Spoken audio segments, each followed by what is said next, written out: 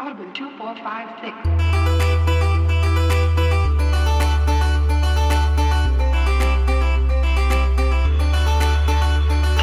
State of the Save is back today with another wonderful episode. It is a OG cast for State of the Save today.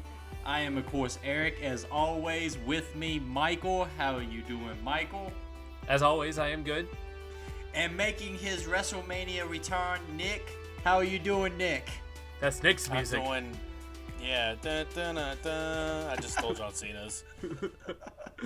I like the idea that you pick not only the most iconic wrestler right now, but the most iconic music. Is like, this is the one that is clearly me. I'm not the Big Show here. I'm the John Cena of this show. No, it's either that or like POD, right? Those are the only options you get. POD for a while there had a lot of entry music, and then there was there was a portion of wrestling for a while there where everyone's intro music just sounded like a POD song, and it was just done by this in-house musician guy who all his stuff was just POD like. That's just 2006, right? That's the entire year of music of 2006. Yeah. I feel like that's probably there's a section of music that was just POD. And that and bands like Fuel, which I've never met anyone who's like, my favorite band is Fuel. But I digress. This is a video game show. We should talk about that. Thank you, everybody, for joining us today. If you did not know it, there's been quite a few shows released recently. We did a Resident Evil 4 remake show that came out Monday. You should check that out. And a couple other things that have been released. Go check those things out. They're pretty cool. But really, the big thing you should check out is the show today, where we'll talk about Warhammer Space Marine. Because of course we are. It was inevitable. Michael is not as well versed in the Warhammer, so I had to bring in fellow Warhammer enthusiast Nick to come support me on my quest to convert Michael and all of you listeners to the glory of the Emperor. Michael, are you ready to listen to our sermon today? As ready as I'll ever be. I have a bunch of notes. I am kind of confused what's going on. To start, before we jump into the full discussion, after some preamble, I feel like how I picture people who don't like Star Wars when they play a Star Wars game. Just the whole, I don't know what's happening.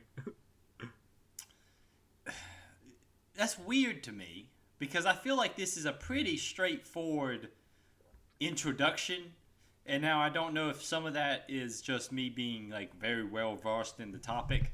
So I feel like this is pretty straightforward to grasp, but then that's me being very engrossed in this. That was pretty, but that was a little bit of a over simplification, because this is a very much straightforward war story. It's just a matter of the conflict. It throws you directly into this universe and does not hold your hand at all through it. But it really doesn't. It's weird. I'll get into my thoughts on it. But I am curious, because I feel like the three people on this show today all have varying ways of looking at Warhammer. I feel like you're extremely new.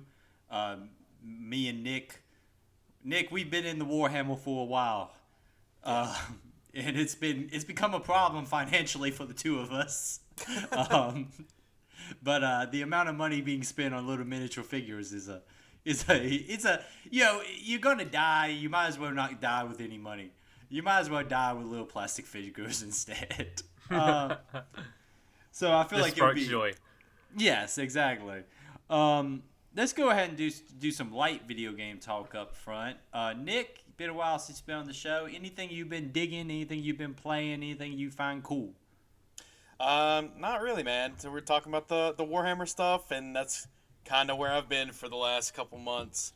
I kind of purged League of Legends out of my system, and I'm now completely into Kill Team. So just picture that meme. Best friendship ended with League. New best friend, Kill Team. I feel like Kill Team is a better, more stable relationship. I feel like League is like an abusive relationship that you kind of come back to every once in a while. And like, why did I do this to myself? Then you get the courage to leave, and you always find yourself back in bed with League in about 6 months. But yeah, start the timer. 6 months. I'll be back into it. I will say you're very accurate because me and you play on average at least once to twice a week Kill Team, which is, of course, very topical today because of the Warhammer connection. Warhammer Kill Team is a skirmish game set within the Warhammer universe that both me and Nick are extremely big fans of. Miniature gaming is very much, I think, similar to video gaming in a lot of ways because you spend, especially at this point in my life, I spend more time thinking about the game than actually having time to play it. Yes. But it's like that constant, I'll be 2 days after we've played a game and then be riding in my car for lunch one day and then get mad at myself about a blown decision that I made on Sunday.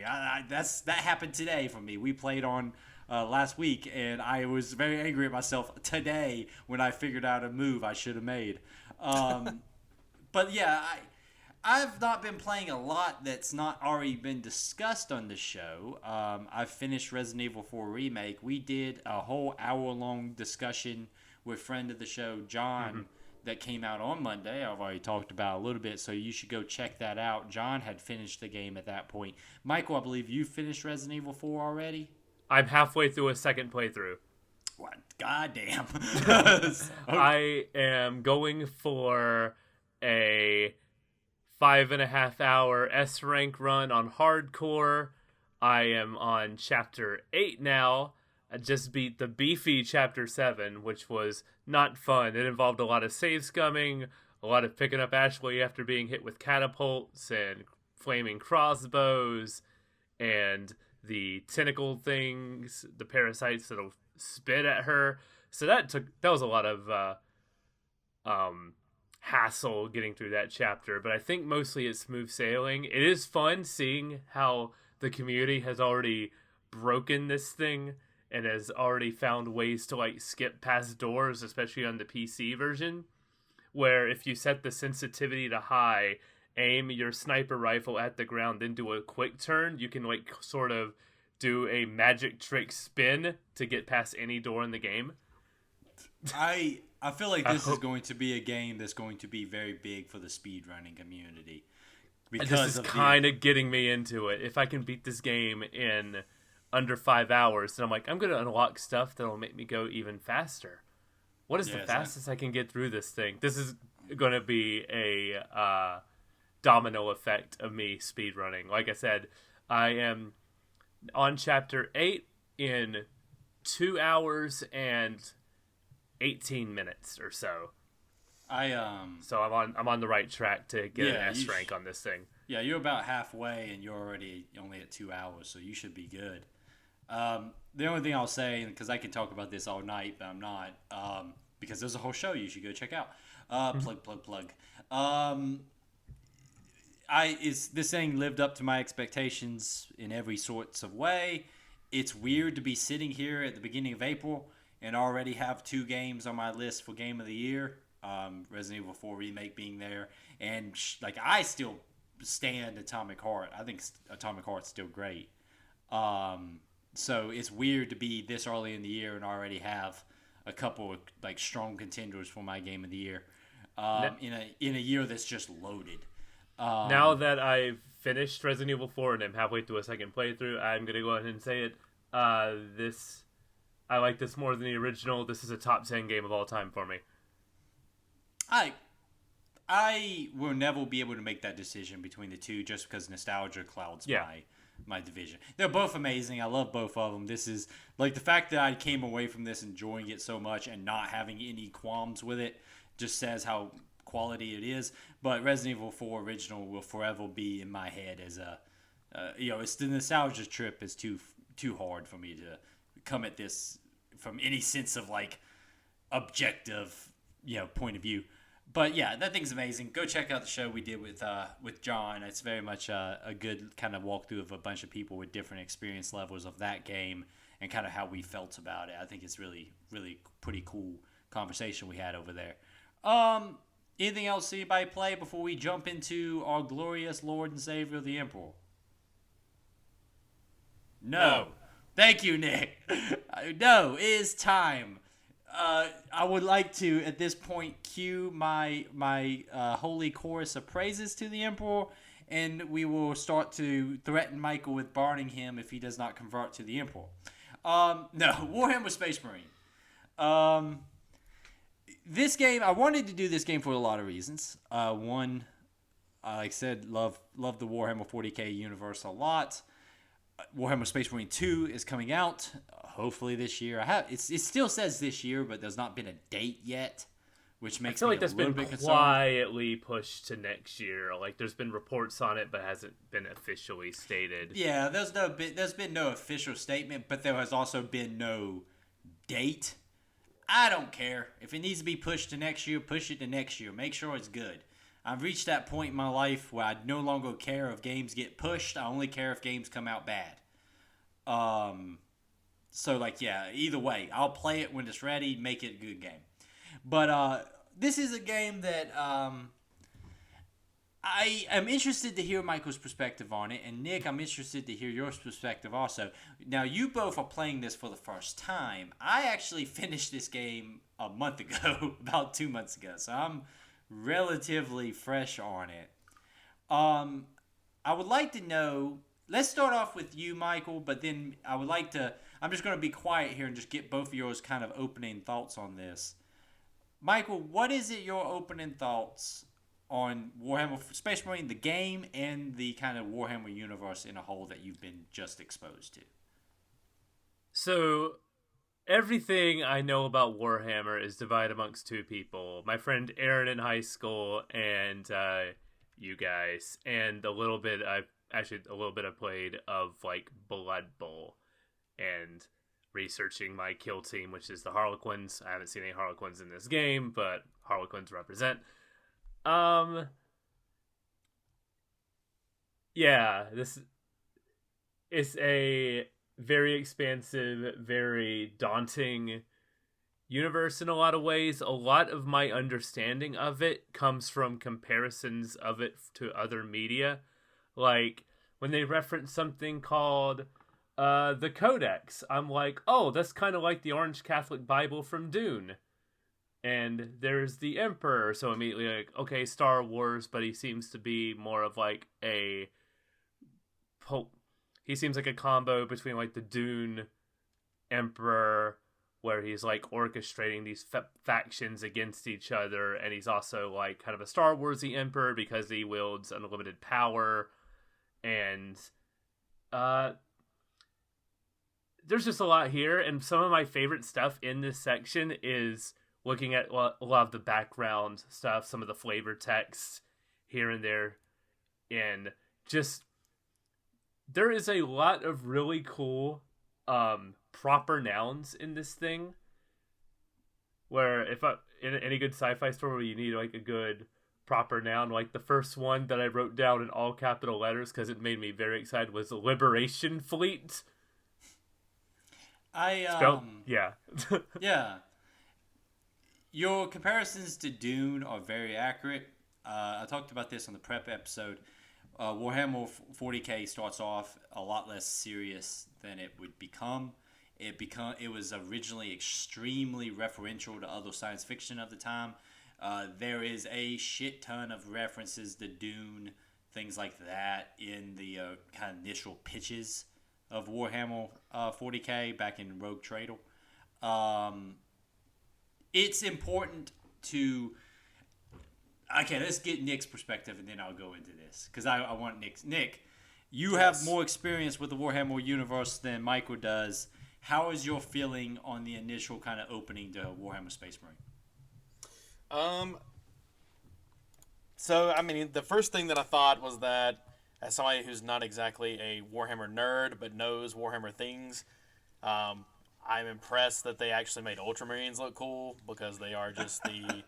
like Boy Scouts of the Warhammer universe, pretty much, where even like one of the opening lines is that, you know, that's against the rules, and then the main guy goes, nah, we don't follow the rules sometimes. So that's cool. That's a good point. They're not. I had the impression that these guys would be just the over the top like fascist pricks, but that's not where I. They're all really. Let's just say this real clear. Let's get this out Okay. here real quick. The Imperium are over the top fascist pricks. Let's Yes. go ahead and clear this up. I just want to. But- Before we get any angry okay. comments, let's make this very clear that we agree that the Imperium are over the top fascist pricks. Okay, but what I mean is they don't act like it to where if I was going into this without that preamble, I would think these guys seem pretty noble in a way. Like they're going up. As someone who knows nothing about this conflict, who knows that from basic fantasy, orcs bad. Orcs bad, humans good. Rah rah, let's go save the day type deal. First off, it is well documented that orcs are the best. That's true. They are the best, as they will tell you. What you're speaking basically is just like my first imperial truth, Michael. Which is that humans, should prevail in the Emperor's eyes in all cases. Here's something that I think is very interesting about this. I'm playing through it this time with a different set of eyes. Like I said, we got 3 different levels. We got Michael, who's very much on the new scale. We got Nick, who's in the middle, very much in the tabletop, but lore-wise is, kind of got a grip on things, but not like super invested. And then I'm on the other end of the spectrum where like I think I'm on my 6th Warhammer book this year. I think I read, of the 50-some books I read last year, I think 25 of them were Warhammer books. I spent a lot of time reading about Warhammer, guys. This story and this introduction, I think does a really great job of exposing you to the Warhammer 40k universe without getting bogged down in the minutia of it. Nick talks about the Ultramarines. We play as Captain Titus of the Ultramarines. The Ultramarines are the poster child of the Warhammer universe. If you buy a box of Warhammer miniatures, most likely somewhere on that box is going to be a picture of a blue Space Marine. He is an Ultramarine.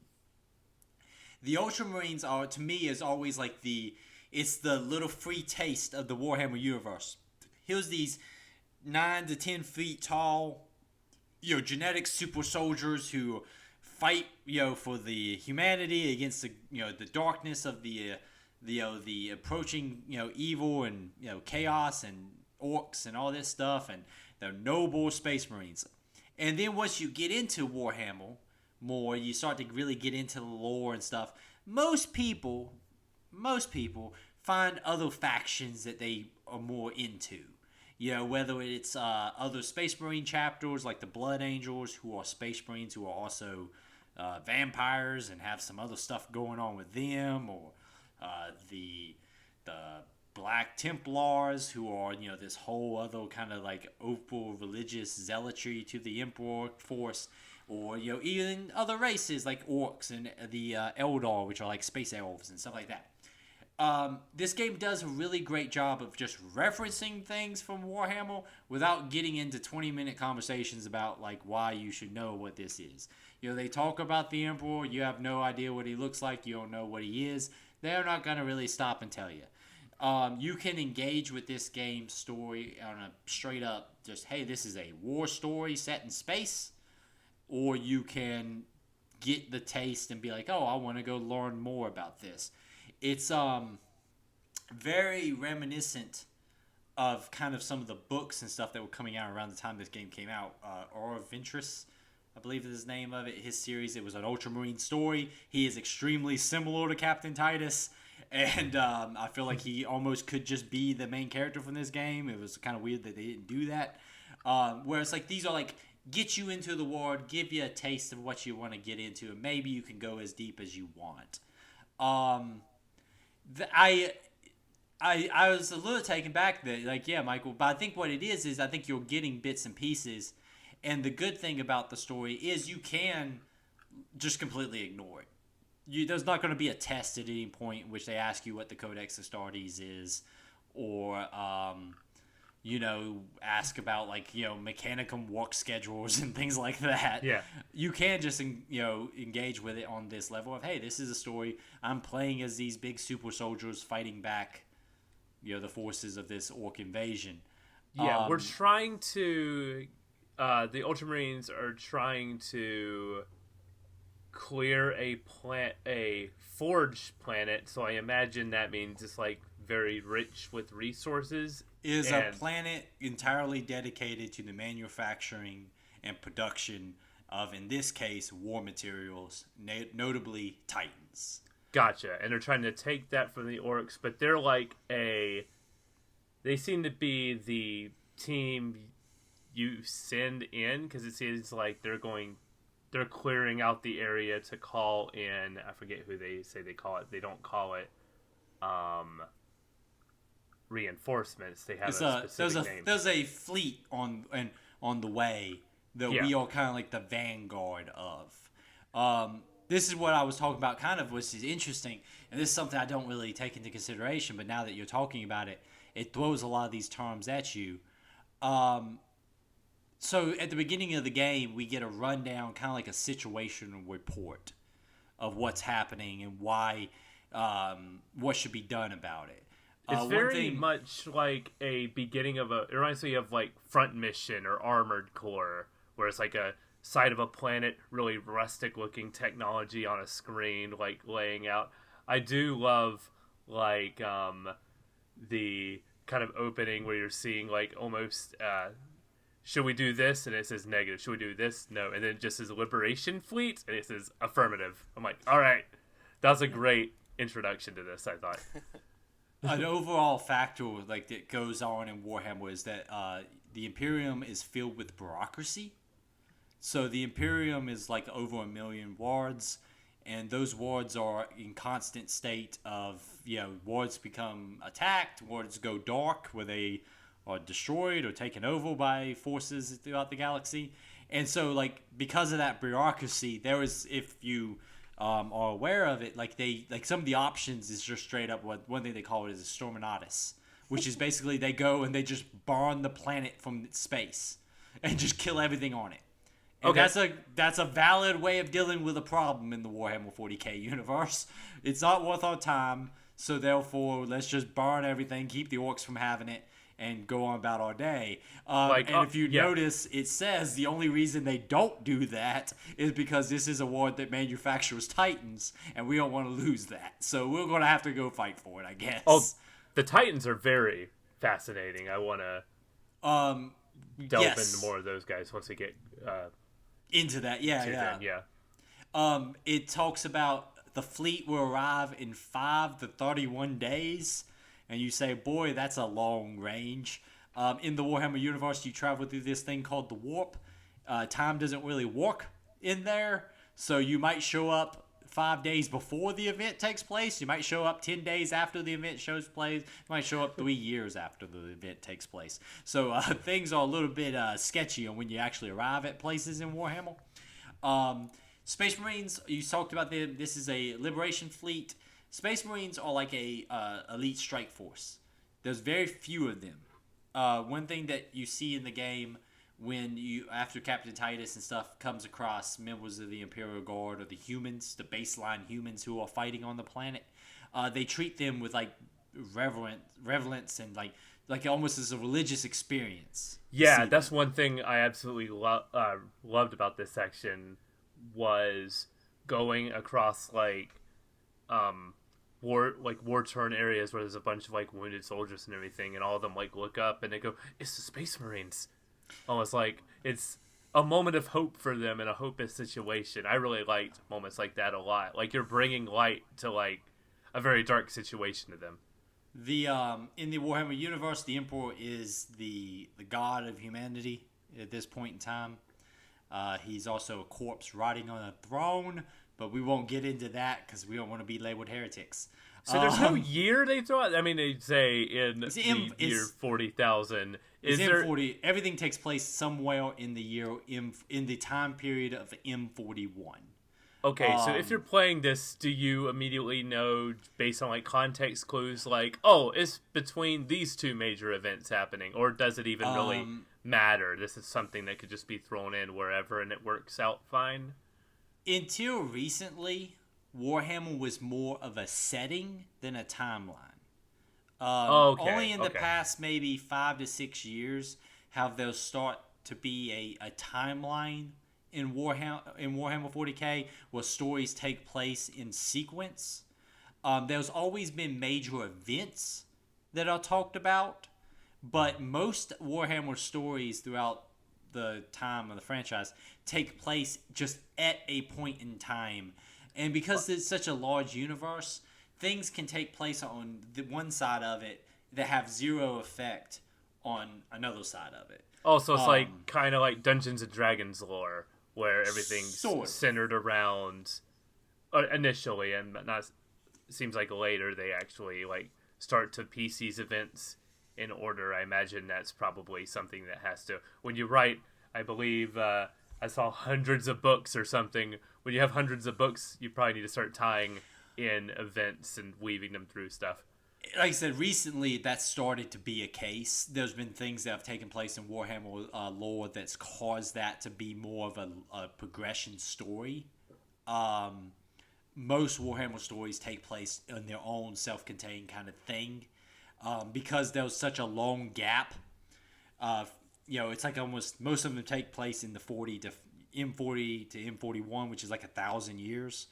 They can stick them pretty much anywhere, so there's not like, when I look at the date here, I'm not like, oh, that's 2 years past Armageddon, the battle on the second war for Armageddon or whatever, something like that. It's just, this is taking place in this year. Also, because of that aspect, planets and stuff will have their own, what is like a massive event for this planet doesn't affect the greater galaxy. Like, this is, at the end of the day, a very small event on the grand scale of things. Most of the things are self-contained stories. There's nothing galaxy changing for the most part. Until recently. Barring they want to sell you another rule set. Yes. When there's a new rule set coming out, you talk about the 40, we're going to talk about the miniature game because me and Nick enjoy it greatly. But 10th edition, which I predicted correctly, was coming out on this show the night before it was announced. In my defense, or in my kind of in the situation, they were not being very subtle about it, so it's pretty easy that was what it was going to be. When a new edition comes out, all of a sudden a major event takes place. Almost like they have to sell you new models. How many editions are we going to go through before they're like, the Emperor is dead? The Emperor is like, dead. Oh, crap. The Emperor's been dead. Wait, what? Sort of. Okay. Sort of. The Emperor is a corpse on a throne. One thing that is key to remember about... The one thing that is very key to remember about the Warhammer universe, and this game does not delve into like the darkest aspects of the Warhammer universe for a couple of reasons. One is it doesn't need to, but two, one thing that is one of the reasons why I like the whole idea of Warhammer 40K universe, like, is it comes from parody. It comes from satire. So the Emperor, this thing that's worshipped throughout all of humanity as this god, he is on a throne being kept alive on life support. He is not some glorious being sitting on a throne, wishing you into the afterlife or anything like that. He's a corpse on a throne being kept alive on life support. So in chapter... Most people, 99.9.9.9999999 of humanity never even makes it to Earth to even see the Imperial Palace. So he's just a thing you're told about. So in Chapter 8, there's a cathedral that you see, and you literally walk past it. There is like a cloaked skeleton figure. Is that the Emperor? Is that like a depiction of him? Maybe it could be a saint or something like that. Okay. A lot of Warhammer, a lot of it's satire of, Christian faith, things like that. It's a lot of satire of that. Like I said, back in the early 80s when Rogue Trader comes out, late 80s, when Rogue Trader comes out, it's a hardcore satire. One thing that we talk about in this game you are fighting with the orcs. The orcs are very similar to soccer fans or soccer hooligans. And some of that has been dialed back over the years. Spice Marine! Yeah, a lot of it's still there. The idea of orcs are scary as anything if you are writing a story from the perspective of people fighting them. If you're writing a story from the perspective of the orcs, they're just having a ball. They're having a great time. Yeah, they love this whole thing. So let's kind of use that to pivot into the game itself. Like I said, we play as Captain Titus of the Ultramarines, arriving to basically be a vanguard of a liberation fleet to rescue this planet. The planet is being invaded by orcs. One thing about this, we talked about this in the prep show, this is a kind of hack and slash game first and a shooter second. Was that something you guys kind of anticipated when you started the game, or what did you think this was going to be compared to what it is? It's a really good balance. It's nice to go to a game that looks like this from this era that's not a cover shooter. Yes. I think I even said that on the prep show. I was like, hey, you're not, Space Marines don't hide behind stuff. You know, they're 9 feet tall in 2-ton armor. They kind of just barrel through things. Strangely, it reminds me quite a bit of Halo in a surprising way, in that your reticle is there at all times. You're always aiming. There is a clear defined like small enemy, medium enemy, elite pairing of enemies that you have to deal with, and sometimes like when you kill some larger enemies, the little enemies will run away. I don't know their exact like terms or anything. Like the little orcs will run away, kind of like the little guys from Halo and everything. The little grots and stuff don't want to hang around if they see something big. Orc society is entirely dictated upon who's the biggest. If you are the biggest, therefore you are in charge. So if you see the big guy get killed, you probably don't want to hang around there. Just some of that bit, and a lot of the sort of the level design and stuff, like with mostly corridor focus, but with some like vertical environments and everything. This was more Halo than I was expecting. Not to say it's like 1-to-1, because this is there's a decent hack and slash thrown in as well, but that surprised me with the way it kind of played that way. Nick, how does this kind of like, was this what you expected, or does it play better or worse than what you thought it was going to be? I'm honestly pretty surprised about how much I enjoy this game, because you kind of pitched it to me in this frame of it is a hack and slash, which it definitely is, but the way that I've been playing this game, which is just, I think, just regular normal mode, they give you just a ton of ammo, and they give you literally all the highlights of like Space Marine weaponry that you can play with, like the there was a point where I was going between the las cannon and the stalker, and I was literally just sniping everybody, and then when people were coming close, then you pull out the chainsword and start messing around.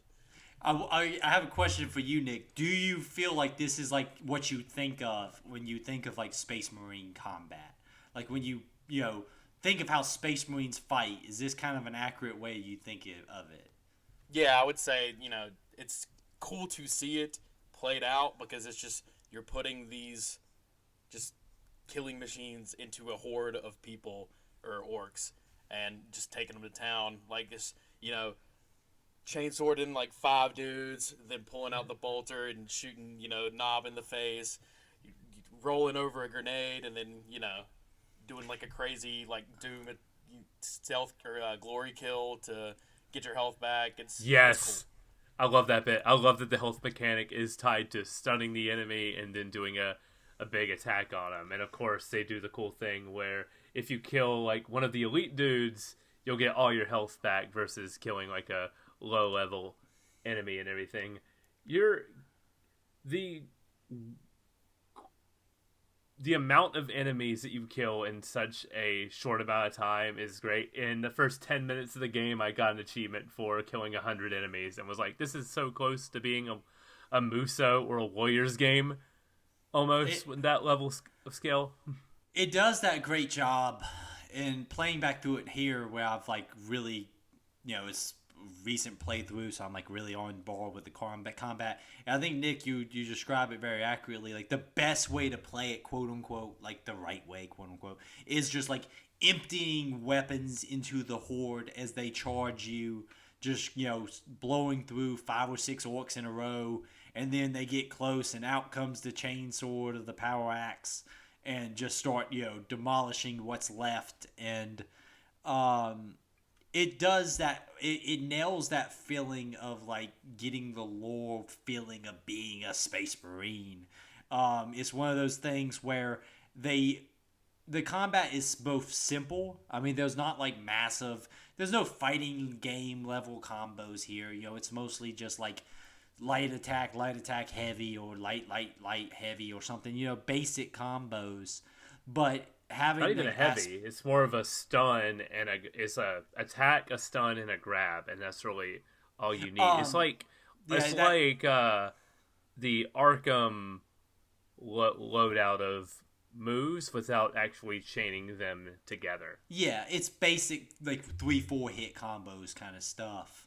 But like they do the glory kill stuff, and how many years before Doom 2016? I mean, a few 5 years, 5 years, 5 years before. And it promotes that constant like push forward. That's one thing I like about the combat. And you talk about the cover shooters at the time. Games like Guilds of War and stuff were really kind of popular, where it was like, hey, get behind something and shoot them before they get to you, kind of thing. The only time you need to like retreat is if you need to give your armor back, and even then it's like, okay, your armor's back, now you got to be aggressive. The game is always pushing you forward towards the enemies, and I really like that about this game. And it gets across that feeling of like, that's how Space Marines are. They are an unstoppable force that just is demolishing anything in front of it. I really, really enjoy the arsenal here, because as a fan of the tabletop and all that stuff, it's really neat to see like how these weapons that when you're playing on the tabletop and you're rolling just like a certain number of dice to represent that weapon, to get in your hand in the game and be like, oh, so is that how it's supposed to sound, or is that how it's supposed to work? And I think they nail that really well, from the basic stuff like the bolter and the chainsword being meaty and heavy to the more like Nick referenced like the las cannon, the stalker bolter, and I really like how they perceive like plasma guns in this game, where they're almost like they leave like after effects on everything. They're extremely unstable, which is a whole big thing about it on the tabletop. There's risk reward to using them and stuff like that. So here it's like, oh, it feels like it's barely hanging together. It's 2 steps away from cracking and blowing your guy to smithereens. How is it from y'all's point of view? Like, it's a very straightforward story, but are you enjoying it? Are you getting anything out of it? Or are you feeling like it's more just a means to the end to get to another combat sequence? For me, it's more of the means to the end right now, but the combat's really fun. I'm having a great time with it, that it's not like hurting me. There's a couple of threads that I quite like so far.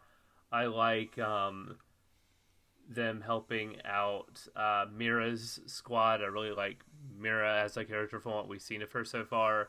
And Inquisitor Drogon, I'm interested in seeing what his whole deal is, because I don't trust that dude right now. So we'll see where that ends up. Nick, you're like, how are you feeling? Are you having any connection to the story at this point, or are you really like, I'm just here to bash some orcs' heads in? So at the beginning, that's kind of how the progression was just like, oh, every couple blocks or whatever, I get to pick up a cool new gun. But towards the end of this thing, you kind of see where things are going. Drogon is out here messing with warp power sources, so I feel like this cutoff point is pretty good because it seems to be heading in a direction that I might know where it's going, but it's still pretty interesting. I'm interested because I think Nick's onto something here because he has a little bit more of a awareness about the setting. But I will say this, playing back through this time, is extremely back heavy. Okay, story-wise. that's what I was thinking. It was gonna yeah, because I was sitting there, I was like, I wonder how far we get towards this. We are basically knocking on the door of several big kind of like kickoff points. The beginning of this game at this stage is very like, it's a war story. Blow up the gun that's keeping the ships from getting in. Help the Imperial Guard. It's stuff like that. This is in like every war story and war game. The kind of introduction of the Inquisition and Inquisitor Drago is very. That's where things are going to start getting a little bit more interesting. Inquisitors in Warhammer are entities that hold pretty much absolute power. They answer to no one but the God Emperor himself, but the God Emperor don't talk much, so they don't really answer to anybody. So they are a key kind of factor in Warhammer stories a lot of times because they hold so much authority and power. There's not a lot of people who are going to be telling an Inquisitor what to do. You're also going to run into a lot of power dynamics between these factions. Space Marines don't really answer to many people either. It's kind of hard to tell 1,000-some 9-foot-tall genetic super soldiers what to do. The Inquisition has their own, ways of looking at things. So you're going to get into a lot of kind of power dynamics and things like that. It's like I said, it's very back heavy, and I didn't realize it till we played back through this section. I was like, yeah, a lot of this is just open combat. There was a lot of good combat sequences in here that I want to talk about. Some kind of highlights for me. Really enjoy sequences like even the initial first chapter. They just jumps you right into it when you land on a little orc ship. And just have to fight through things there. It does a great job as an introduction. Big fan of the fight on the battering ram / train sequence. Yes. Any game that has a train fight gets a thumbs up from me. Yeah. Really, really think that's a pretty good one. And then anytime you can get the jump pack, assault jump pack just adds so much to this game. I was sad when they took it away, going, oh no, was this a one-off gameplay sequence? And they brought it back, and I was happy. They do some really, really neat stuff with that towards the second half of this. Okay. Where that's going to be. That's your... I view that as the BFG moment for this game. That whenever you've been struggling and things have been... It's been a tough mountain to climb... Maybe we'll give you the assault pack and some other goodies and let you go have 10, 20 minutes of just being an unstoppable juggernaut falling from the sky. The power scaling in this game moves really quickly. Like, you start with the basic guns, like here's your pistol analog, your assault rifle analog, and your sniper rifle analog. Then you get the chainsword, and then they take the chainsword. You have the option to take the chainsword away from you and get the power axe instead. The power axe is better, but I kind of miss the chainsword. It's really cool, and my favorite weapon so far is actually one that got me out of a few jams so far. It is the forget what it's called, but it's almost the mine thrower, where you plant mines and then hit the left trigger to make all of it explode. Vengeance launcher. The Vengeance launcher. Yeah. I can't believe I forgot that name. That's badass. Yeah. I also do love how all of like the drop points for your weapons that come down, I'll say something like "Glory to the Emperor." That's really good. It's an extremely religious society. So like that's you get things like purity seals that give you update. Purity seal. That wrote that down. Yeah, what a purity seal is a little it's literally a piece of paper with prayers to the emperor written on it. That's got a wax seal that's attached to your armor, or people use them as like a religious deity thing. A lot of times, Space Marines receive them for acts that they commit throughout their their lifetimes. And all that. One thing I really like a lot, and Nick might be able to talk about this also, is they nail the little stuff so well, like orc buildings and orc equipment. Looks like it was built by the orcs. Like it's all barely hanging together. There's a big thing in Warhammer 40k that orc science makes no sense. Basically, orcs believe something works, so therefore it works. They go back and forth on this in the lore, but there is some versions of the story that like orc guns don't actually mechanically make any sense, but because the orc believes that the gun works, therefore it works.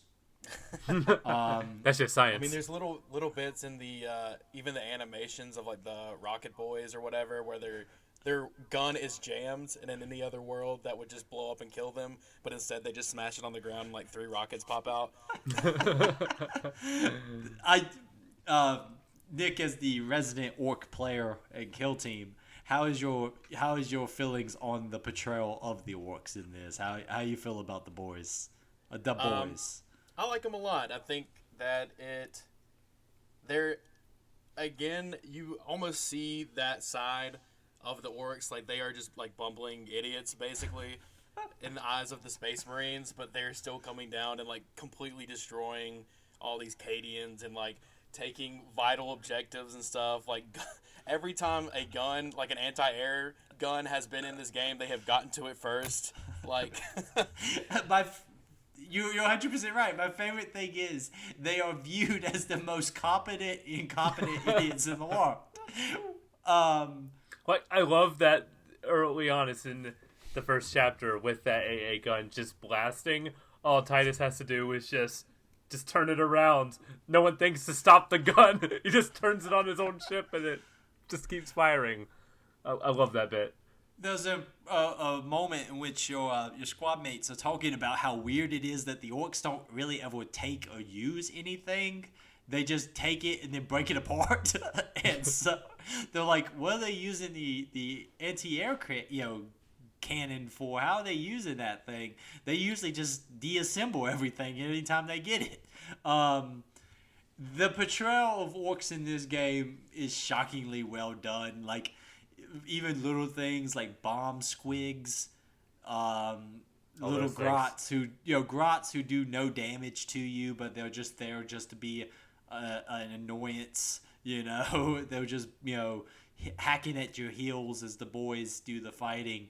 I really, really enjoy like their version of orcs, even how they do the power scale thing. It's very Michael. I think you're right with the Halo comparison, where like the orcs scale up, but they still match kind of orc archetypes and things like that.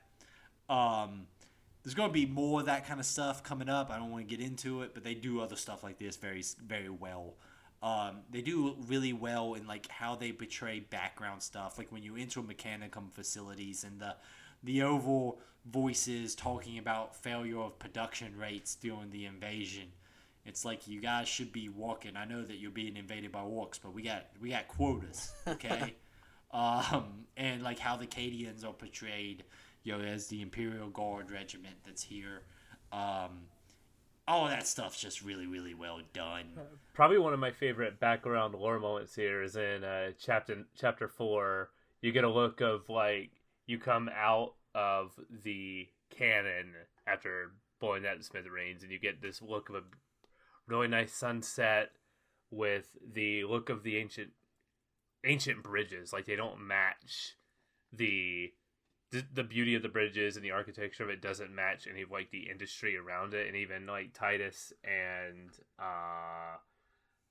Leandros have Leandros is your buddy who keeps telling you that the Codex Astartes doesn't support your actions. Oh, that guy. So yeah, they have a conversation that like they remark on how beautiful the bridges are, and Titus says like their work.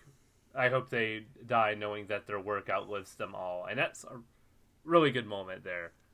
Just a really subtle piece of storytelling in this like overt, bombastic world. It's really nice to see. A common thread throughout Warhammer 40k is that the universe is decaying. Humanity's glory days are about 10,000 years behind them. The height of humanity is in like 30k. The 30,000s is where we finally get our stuff together and hit our stride as a people. No, we've already screwed up a bunch by then. Oh. Then we get a little bit better for about a little bit, and then a bunch of stuff happens with this guy named Horus that we ain't going to get into. Oh, he's a heretic, right? That's all I know. Depends on who you ask, Michael.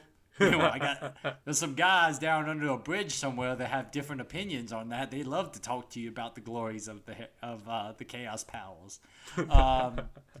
But you know that is a common thing in Warhammer 40k.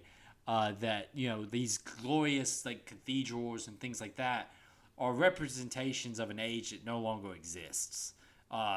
Things are on the downturn, and you know we're not heading to a good place. Which, man, that resonates similar in this day and age. But, yeah, you're right. Those moments, like, where he references the bridge and things like that, is like, you know, these glorious kind of examples of the Imperium. And that's something that leads into why we're here defending these Titans. Titans are these extremely expensive, and they're called god machines. They're viewed as almost religious artifacts in themselves because of how rare they are. And I really like how they kind of portray a lot of that stuff. There's a lot of stuff that they reference, and they even make references to things not being there, because I imagine this is a game that's on a pretty tight budget. For like sure, especially... One of my favorite lines is one of the Imperial Guardsmen makes a point about, hey, we're in a whole Forge Ward, and there's not a single tech priest around. Which, you know, they didn't have a model for the Imperial Mechanicum. But I just, you know, you can tell it's on a budget, but I think they do really well with the budget that they have. I'm honestly surprised the PlayStation 3 version is holding as well as it has. I only had one major glitch. Yeah, you had sent us a video of that. In Chapter 1, after one of the mini boss orcs pops out, it spawns me up on like a hilltop, and I can't move. The entire background disappears. I fall through the floor and die, and that's my first death in this entire game. Warp shenanigans. Nick, Yep.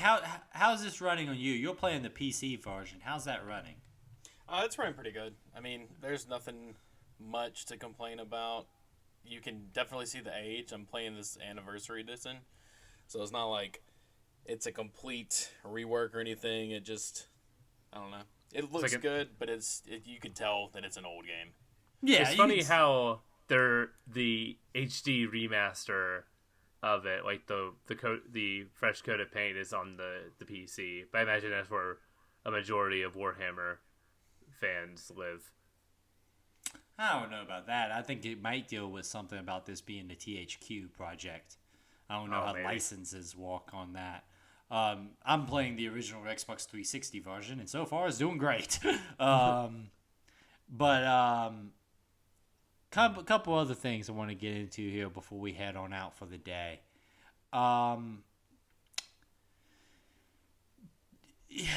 What's a good way of putting this? Do you feel like this game would cause you to maybe like further investigate the world of Warhammer 40k? Is this a gateway drug for you, Michael? I'm talking more to Michael because me and Nick are already been indoctrinated. Or is it something that you're like, hey, I'm willing to dip my toes in this and then walk away? Yeah, probably the latter. There's a couple, for right now, there's a couple things that I'm latching on to mainly the Titans seem really cool. I didn't know there were giant mechs in this universe. That might keep me around. Yeah, so in Chapter 6, The Lair of Giants, I like the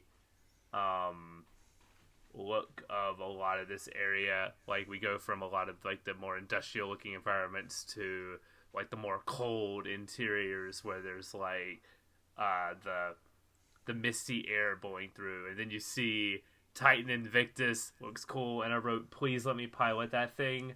The game's only half over, so there's still a chance that there'll be a giant mech combat. But that sounds expensive, so I understand if that's not in the budget. This is just what I'm hoping for. And I would say that it would be impossible for you not to deal with Titans on this ward full of Titans. Okay.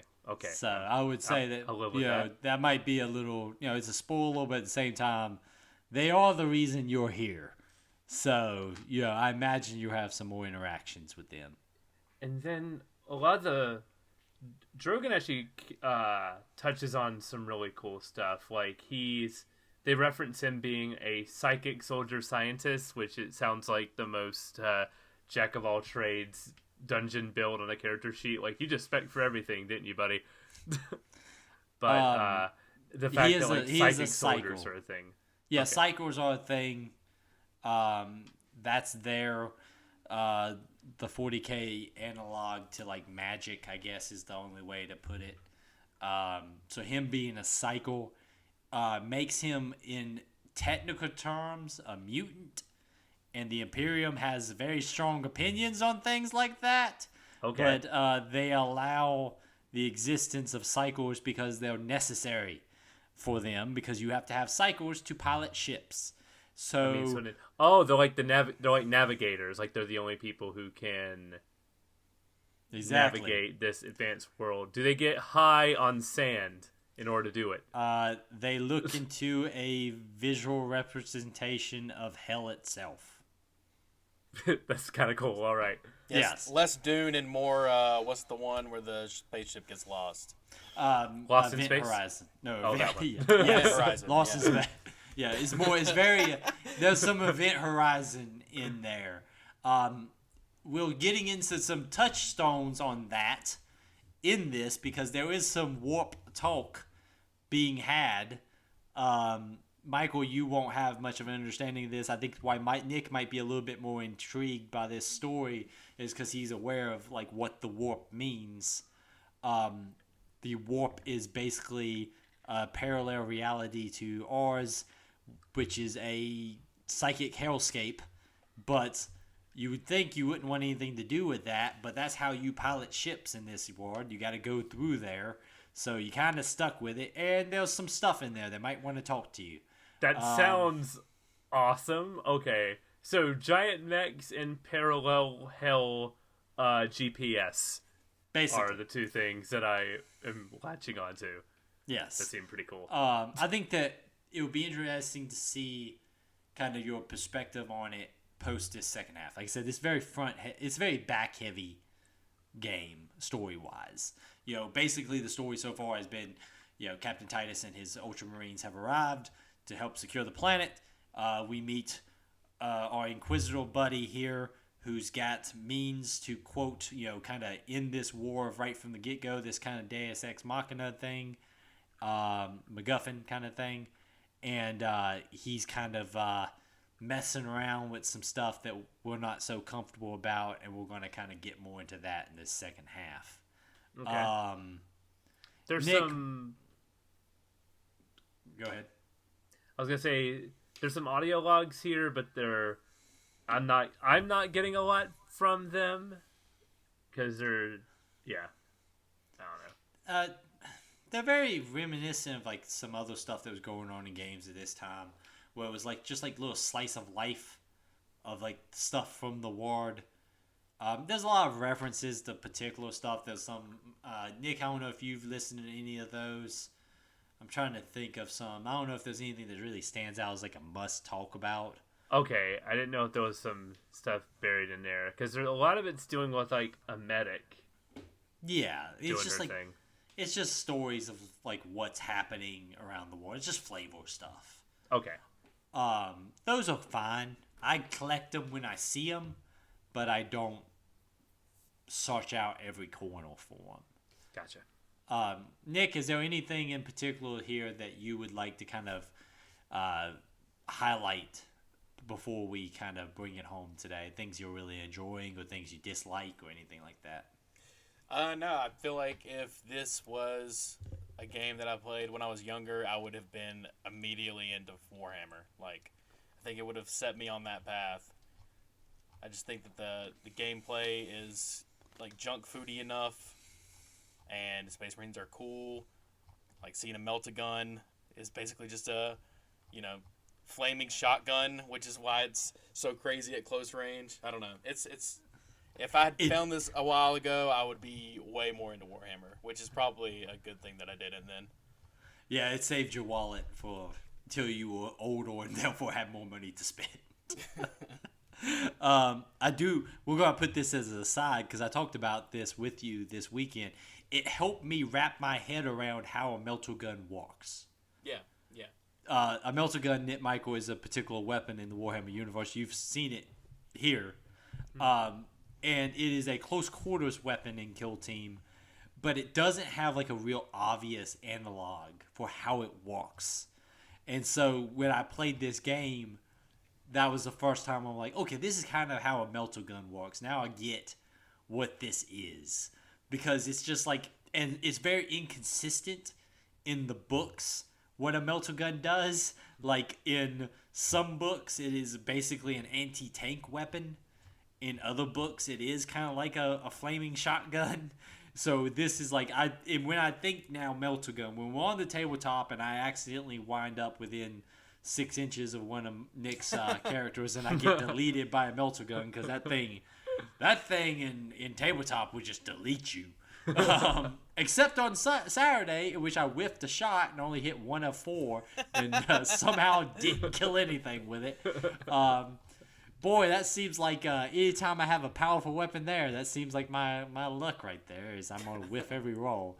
But I really love that aspect of this. There is something, this is not really a spoiler because we've already seen the power axe. Weird thing that does not show up here, no power sword. Which I was like, I didn't really think about that till we were playing it. Right, it's a very iconic Warhammer weapon. But I was like, I got maybe some that's dudes with power swords equipped. Yeah, for your kill team, for your Harlequin team. It's just kind of weird that they're not there. I'm going to do the big thing for me that just kind of stands out playing back through this. It is a very well done. This would be a great My Force Warhammer experience. And I know there's some stuff that's confusing, but I think it does a great job of onboarding you to the universe, and a universe that can be a little bit daunting, to be honest with you. I mean, even if you go to the Games Workshop, which is the creators of Warhammer 40k website, it can be daunting to just look at the amount of stuff that's there. This thing's been rolling for over 20 some years. God, I want to say almost 30 years. Not including the Warhammer Fantasy line, and Michael mentioned playing Blood Bowl, which is another Warhammer Games Workshop project. It can be very daunting. I think this game is a great onboarding for the Warhammer 40k universe to get people into the fandom. And once they get you, they do a great job of that crack stuff, man. Because once they get you, they do that little stuff like, hey man, why don't you stop by the shop and we'll give you a free miniature. And hey man, why don't you buy this $50 recruit edition and you'll be able to play some games. And next thing you know, you're $500 in the hole, and you're working on contrast painting and things like that you never thought you would be, deeply looking into. I think this is a great onboarding for Warhammer Universe. I'm interested to see how this is going to work with Warhammer Space Marine 2, because that is a direct sequel to this. There's not really a super easy way to play this game unless on PC. There's not, you're digging through backward compatibility on console. I am just shocked at this point that this has not already been re-released onto Xbox and PlayStation. Seems like it would be an easy thing. It has to be something with licensing with the THQ stuff. But I mean, Sega owns this game now, because when it was re-released on PC, I think it's published by Sega, and they've usually been pretty good with backwards compatibility on Xbox, so I don't know why.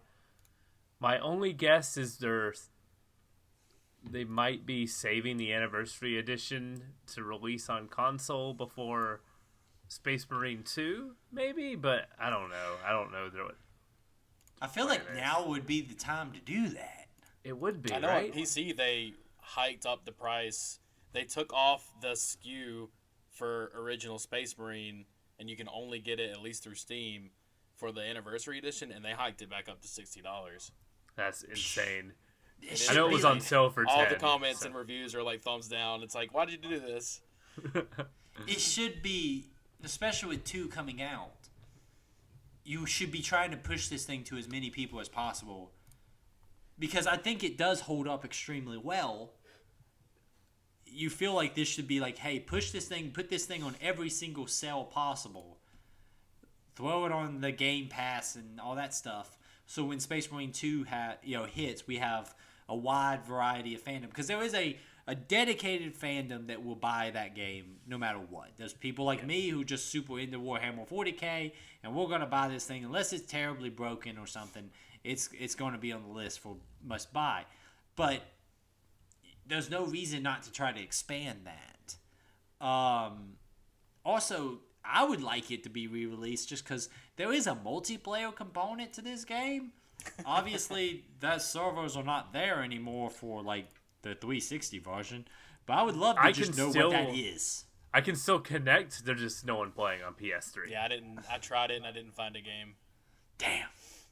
I just want to know what it is. I watched some gameplay footage of it. It doesn't look great, but at the same time, it don't look terrible. So, yeah, I don't know, man. I was sitting there, I was like, I got to know. And I feel like we're about to come into a period where I imagine there's going to be a lot of push for new onboarding to the Warhammer 40K universe. With like I said, I talked about the Henry Cavill Amazon option for a show thing. I've talked about how 10th edition is coming out, and that's always gets a big mainstream push alongside it. But this is it's a great universe. It's a great property. There's a lot of great stuff there. We touched on it a little bit, but tabletop gaming and miniature painting and all this stuff is a very good hobby as well, and it's a very it's a cool, related to video games in a lot of ways hobby, but it builds a lot of the social aspects that to me it's like, there's so much extra effort that goes into fielding a team on a tabletop that when you finally do play the game, you just have this extra level of connection to it because you've spent time building and painting and assembling this team. Yeah. So when you finally stick them on the table and you play a game, it just feels that one extra level of connection there. This I feel is very unique to the tabletop experience. But then you also get to sit across from someone and argue about a rule for 20 minutes because You're pulling up PDFs on your phone. Sometimes the PDFs don't help either. Sometimes you're pulling up YouTube videos of other people talking about the rule to try to explain to you whether it should be used at this point in the turn or at the end of the turn. I gotta talk to Nick about that later because I still am confused on that one. But yes. But it is really good, and I hope this is a great way to try to onboard and get more people into this really cool community. We will be finishing Warhammer Space Marine for the next show. I think there's a lot of cool stuff there, a lot more story stuff like that. That's really neat. State of the Save at gmail.com, at State of the Save on Twitter, Instagram, TikTok, YouTube, all of those places. I'm sure that we'll be more than happy to have you to follow us on all of that stuff. Thank you guys for listening recently. We've seen a lot of listener jumps, big increase in listeners as of late. We do appreciate that. Anything else for anything before we leave? Glory to the Emperor. May he rest in peace. He's not dead, though, Michael. That's what a heretic would say.